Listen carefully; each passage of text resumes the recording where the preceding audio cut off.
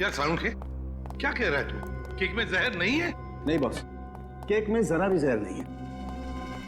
यार Salunkhe, CCTV footage में साफ साफ दिख रहा है कि लोगों ने केक खाया और फिर हंसते हंसते एक एक करके मर गए, और तू कह रहा है कि नहीं, मौत उनकी हंसते हंसते ही हुई है।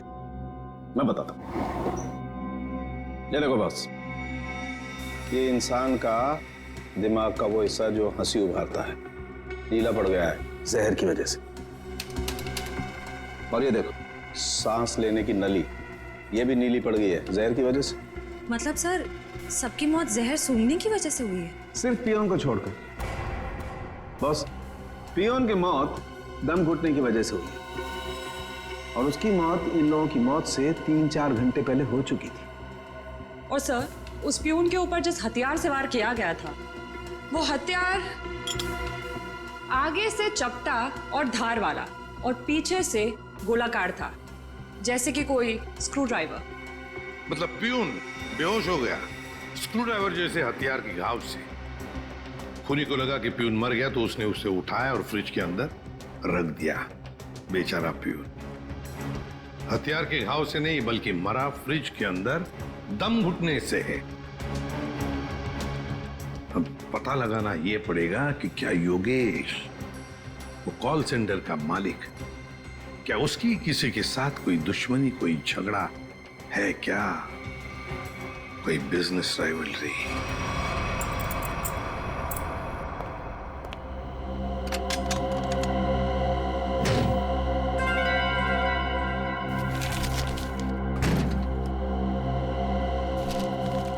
सर ये फोटो है।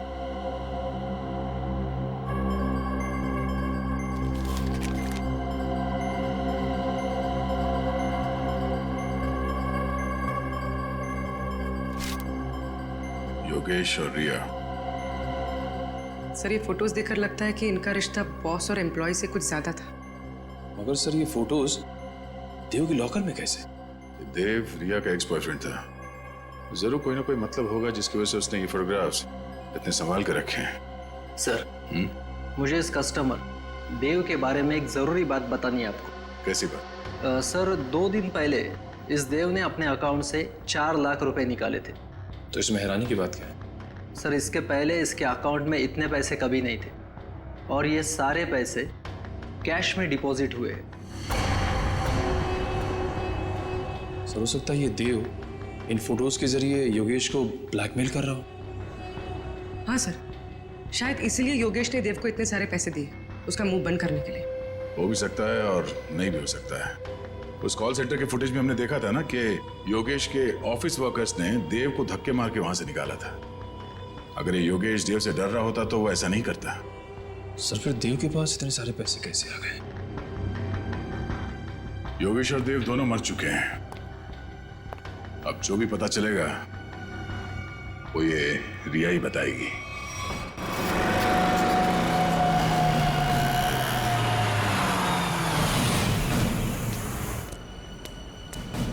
सर वो रही रिया, लगता है कहीं जा रही है।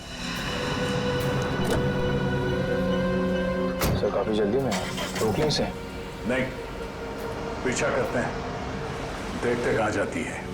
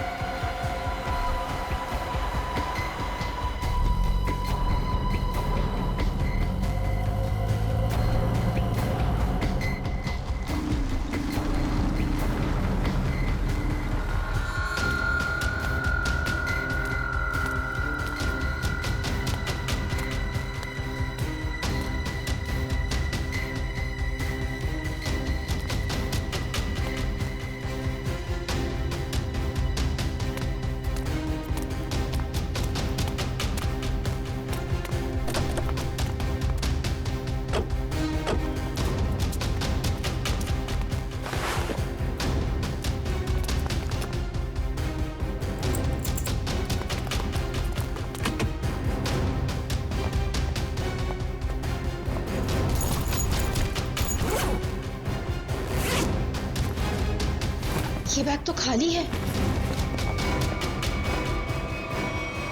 आप लोग यहाँ? हाँ, आपसे मिलने आए हैं। निखिल, मयूर, जरा देखो मैडम यहाँ पर क्यों आई थी? लेकिन ये छानबीन क्यों? क्या किया है मैंने? ये तो तुम बताओगे। मैं? सर, मेरा यकीन मानिए, मैं गुनहगार नहीं हूँ। वो हम पता लगा लेंगे। सर, ये कार भी मेरी नहीं है।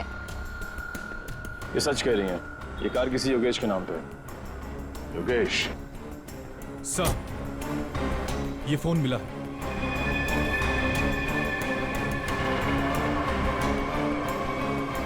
अब चलिए हमारे साथ। प्रिया, तुम देव से प्यार करती थी ना, तो तुम्हारा उसका रिश्ता टूटा क्यों है?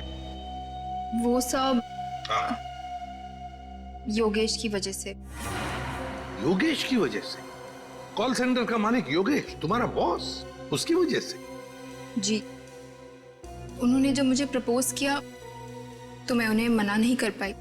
अच्छा अच्छा, तुम्हें मालूम था ना देव के अकाउंट में अचानक से 4 लाख रुपए आ गए? नहीं सर, मुझे इस बारे में कुछ नहीं पता। देव से तो मैंने मिलना जुलना बातचीत करना सब बंद कर दिया था। अच्छा, उस गाड़ी के डिक्की में जो बैग थी, उस बैग में क्या था? सर, मुझे नहीं पता। योगेश ने बस मुझे इतना कहा था। ये एड्रेस है, इसे संभाल कर अपने पास रखो। और ये चाबियां भी। योगेश, क्या है ये सब? देखो, अगर मुझे कुछ हो जाता है तो तुम इस एड्रेस पर पहुंच जाना। यहाँ पर एक गाड़ी खड़ी है, कवर से ढकी हुई। उस गाड़ी की डिक्की में एक बैग रखा है, वो तुम अपने पास रख लेना। लेकिन तुम्हारे साथ कुछ भी बुरा क्यों होगा? और उस बैग में क्या है? उस बैग में जो भी है, अगर हमारे पास कोई बुरा वक्त आया तो वो हमारे काम आएगा। तो योगेश को डर था, शक था उसे कि उसके साथ कुछ बुरा होने वाला है। सर, हमें वो बैग खाली मिला था, फिर योगेश ने रिया को खाली बैग के लिए वहां क्यों भेजा? श्रेया, उस बैग में जरूर कोई ऐसी चीज थी जो खूनी और योगेश के लिए बहुत कीमती थी। शायद कोई ऐसी चीज जिससे पता चल जाए कि खूनी कौन है। तो उस चीज को लेकर गया कौन लेकर गया होगा? सर, योगेश की कार में जो टूटा हुआ सेलफोन मिला था, उसका डेटा निकालने के लिए मैंने भेज दिया है। गुड। हाँ साळुंखे, बस इस टेडी बेयर में और इन फूलों में जहर है। सर, यानी कि इस जहर की वजह से कॉल सेंटर के लोगों की मौत हुई? नहीं निश्चय, मैं सिर्फ इतना कह रहा हूं कि इस टेडी बियर में और फूलों में जहर है, मगर बॉस वो जहर इतनी कम मात्रा में है कि उससे एक छोटा सा जीव तक नहीं मर सकता, एक चींटी तक नहीं मर सकती। अच्छा, तो साळुंखे, जहर भले इन 2 चीजों में कम मात्रा में है, पर कहीं तो जहर ज्यादा मात्रा में था, जिसकी वजह से 22 लोगों की मौत हो गई।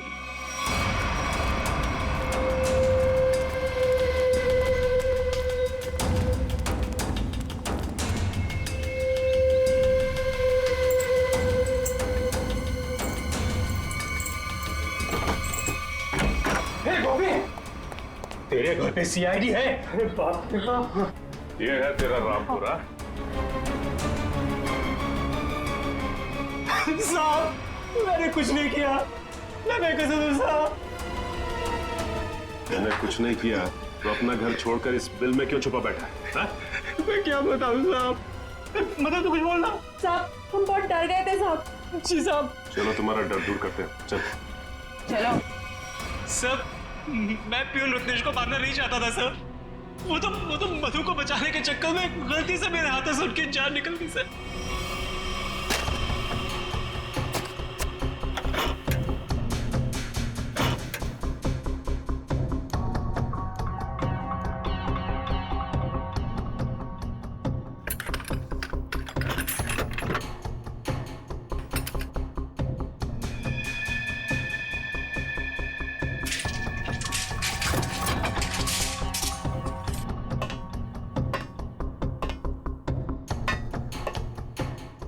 पेशेंट तेरा?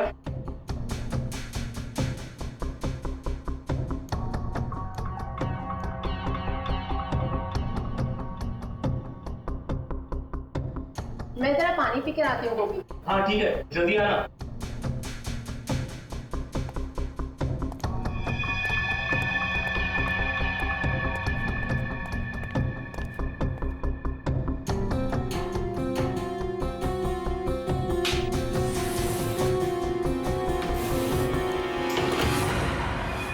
ये क्या कर रहे हो तुम?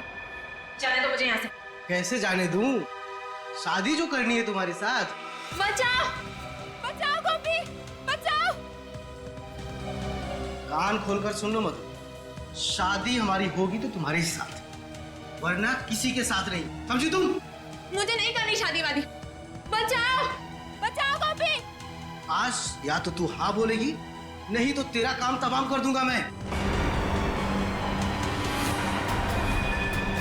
शादी करेगी मुझसे कि नहीं? बचाओ भाई।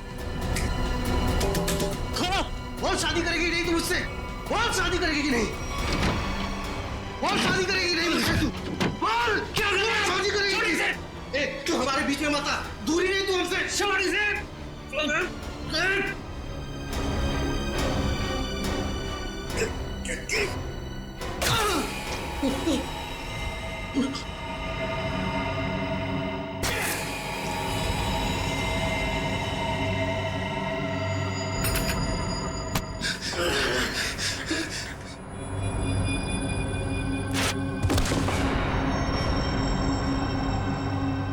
हे भगवान, ये क्या किया तुमने गोपी? मैं तो बस तुम्हें बचाना चाहता। अब क्या करें? अब क्या? अब जेल जाएंगे और क्या?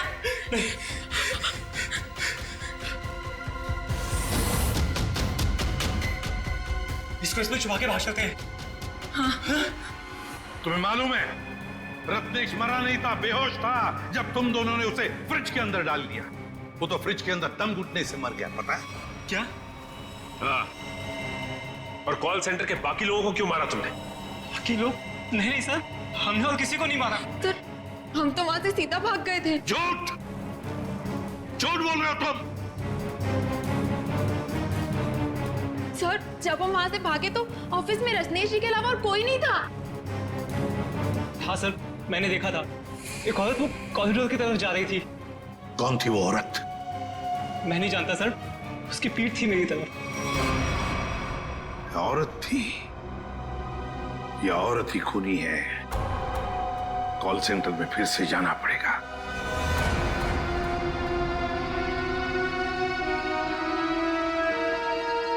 साळुंके साहब ने बताया था कि मरने वालों के शरीर में जहर उनके नाक के रास्ते अंदर गया है। मतलब जहर इस कॉल सेंटर की हवा में था। मरने वालों ने सांस लिया और जहर अंदर गया, वो मर गए।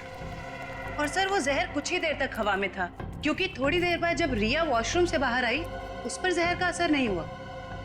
पर सर, वो जहर हवा में आया कैसे होगा? किसने किया होगा ये सब?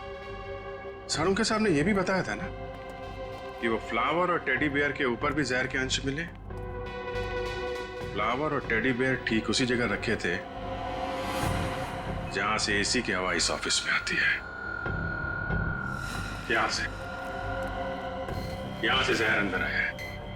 सर, जरूर इस डक पाइप में कुछ गड़बड़ है। मयूर, खोलो इसे।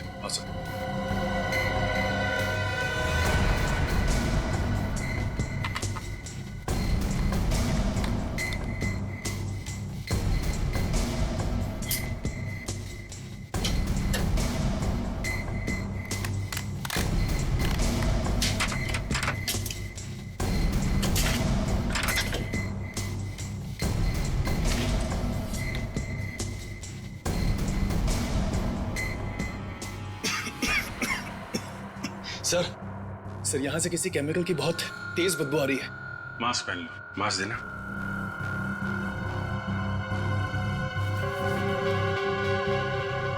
मयूर,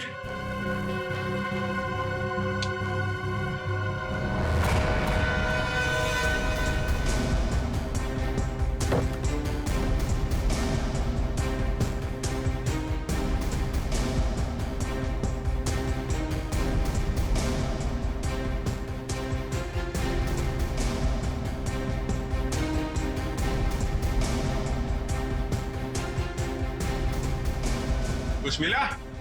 अभी तक नहीं सर।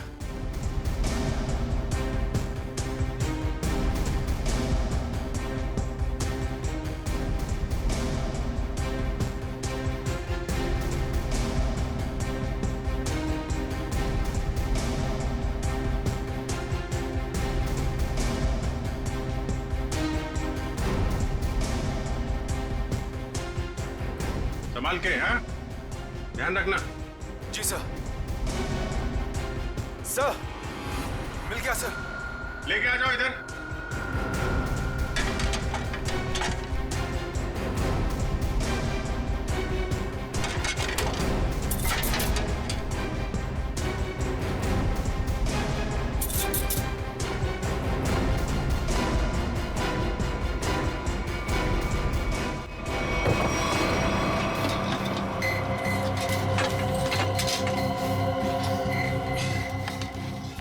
सर ये देखिए, सर ये वायर इस सिलेंडर से जुड़ा हुआ है। खूनी ने ये मेटल वायर सिलेंडर के नोजल से बांध रखा है। जब यहाँ पे पार्टी चल रही थी तो खूनी बाहर इस सिलेंडर के नीचे खड़ा था। उसने इस वायर को खींचा और इसके अंदर से जहरीली गैस इस एसी की हवा के साथ मिलकर यहाँ पे आई और सबकी मौत हो गई। सर, काफी प्लानिंग की है खूनी ने। मगर सर, सब लोग मरने से पहले जोर जोर से हंस क्यों रहे थे? कोई ऐसा जहर है जो लोगों को हंसाते हंसाते मार देता है कौन सा ये जहर? नाइट्रस ऑक्साइड, जिसे साधारण भाषा में लाफिंग गैस भी कह सकते हैं। बॉस, इस सिलेंडर में नाइट्रस ऑक्साइड के साथ साथ ब्रोरोक्लोरोट्राइआयोडाइड नाम का जहर भी मिलाया गया है। उसी लाफिंग गैस की वजह से सब लोग हंसने लगे और जहर की वजह से उनकी मौत हो गई। सर, ये खूनी हो कौन सकता है? कोई ऐसा आदमी जो केमिकल्स की अच्छी जानकारी रखता है। हाँ सचिन, योगेश के टूटे हुए मोबाइल में से एक वीडियो मिला है। योगेश, तुमने मेरे साथ धोखा किया। तुम्हारे कारण मैं 2 साल जेल में रहा। मैं तुमसे इसका बदला लेकर रहूंगा। मैं तुम्हें कुछ करूंगा नहीं, घबराओ मत। पर मैं आज तुम्हारे सामने अपनी जान ले लूंगा। तुम्हें मरते दम तक ये याद रहेगा कि एक इंसान ने तुम्हारे कारण खुदकुशी कर ली। शालिनी, मुझे माफ कर दो। मैं तुमसे बहुत प्यार करता हूं, पर मैं आज तुम्हें छोड़कर जा रहा हूं।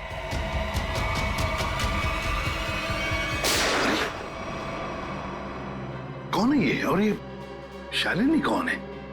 सर, ये आदमी अरमान है और शालिनी अरमान की पत्नी। शालिनी के मोबाइल से ही ये वीडियो भेजा गया था योगेश के मोबाइल पे। सर, मेरे सेल फोन से किसी को वीडियो भेजा? मुझे कुछ भी नहीं पता सर।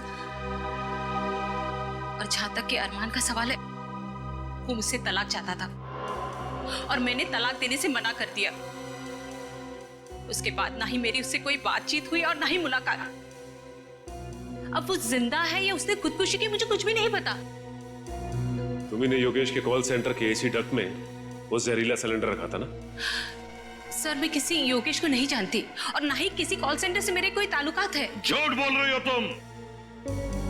कोई आम आदमी कैसे जानेगा नाइट्रस ऑक्साइड के बारे में?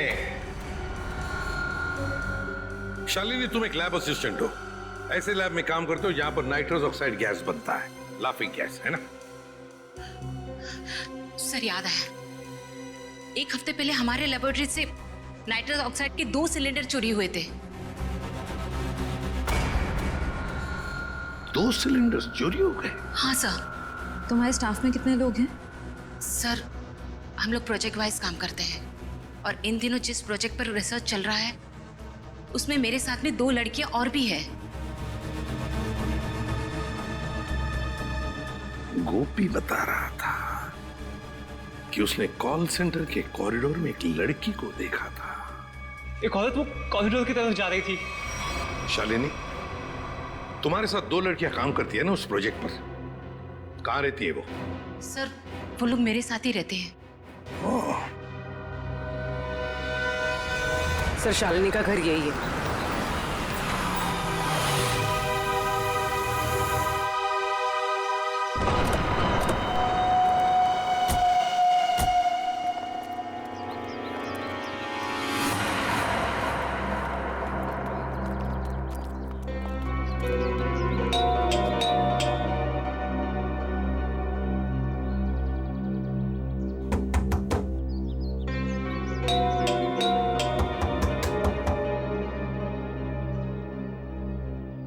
दरवाजा क्यों नहीं खोल रहा? लगता है अपने को ही खोलना पड़ेगा।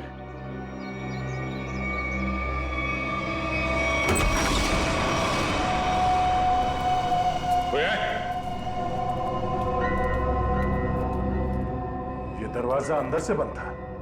कोई ना कोई तो होना चाहिए घर में। देखते हैं कहाँ छुप के बैठी हैं लड़कियां।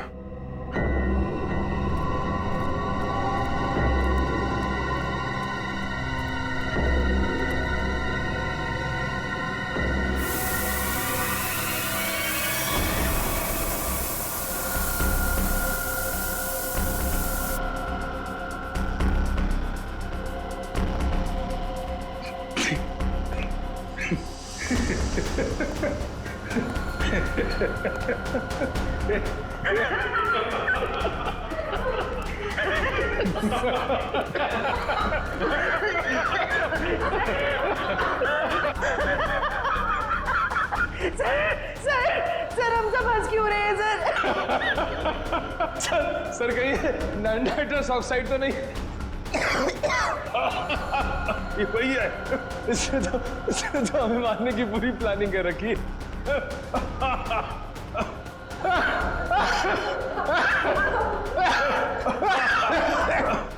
कौन कर रहा है ये? बंद करो। सर हंसते हंसते जान निकल जाएगी सर।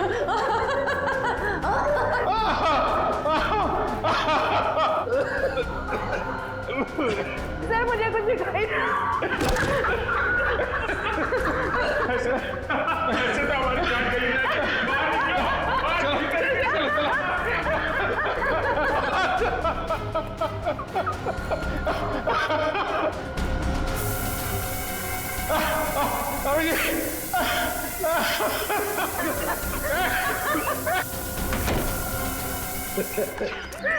खून बह रहा है। सब मर जाएंगे सर, जान चली जाएगी। लेकिन जल्दी डॉक्टर को फोन करो।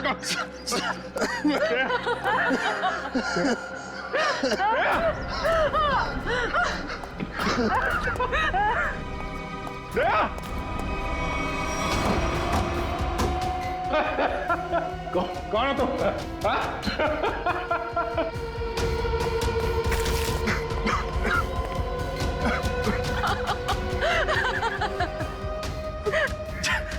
जल्दी आ जाओ। सर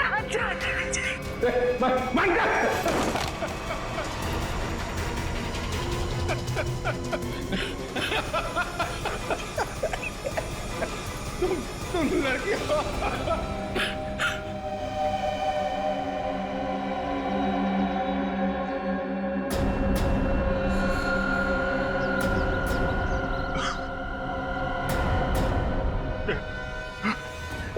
एक लड़की कर रही है सब।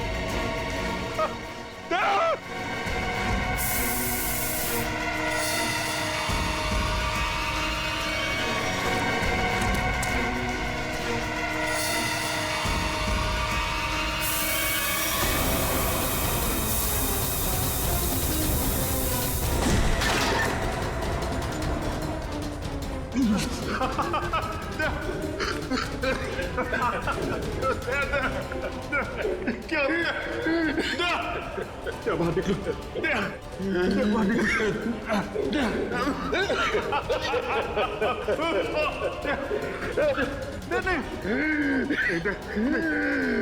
ऐसा नहीं हो सकता।